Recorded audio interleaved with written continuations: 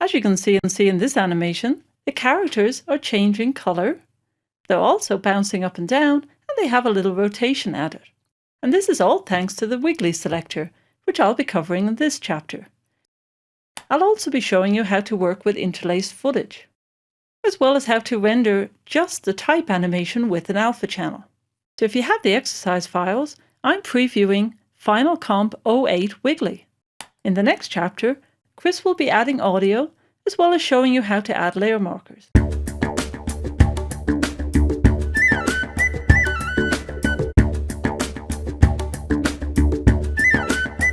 And yes, that penguin really is that cute. So let's get started.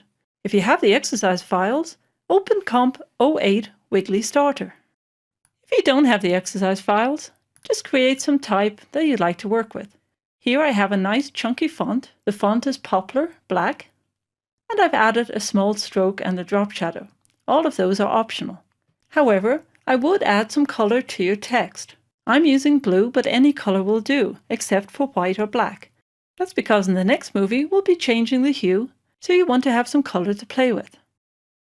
Before I start adding the Wiggly selector, I'd like to show you how to separate the fields. I'm viewing my composition at 100%, so I can see all of the pixels. And I can clearly see that I have interlacing in this frame. You're seeing alternating pairs of horizontal lines drawn offset from each other. If I zoom in, you can see that in some areas you don't see that artifacting, and in other cases it's very obvious. What this is telling me is that the penguins in the foreground are moving from left to right, or right to left, and each set of alternating lines were captured at two different points in time.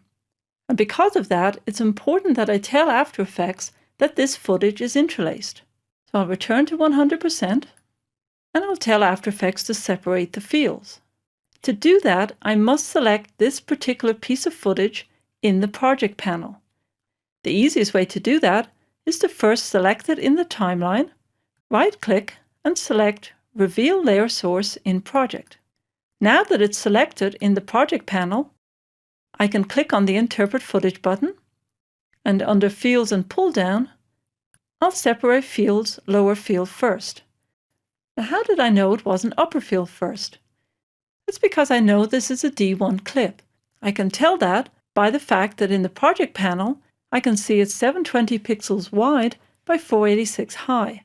In almost all cases, video of this size should be separated lower field first.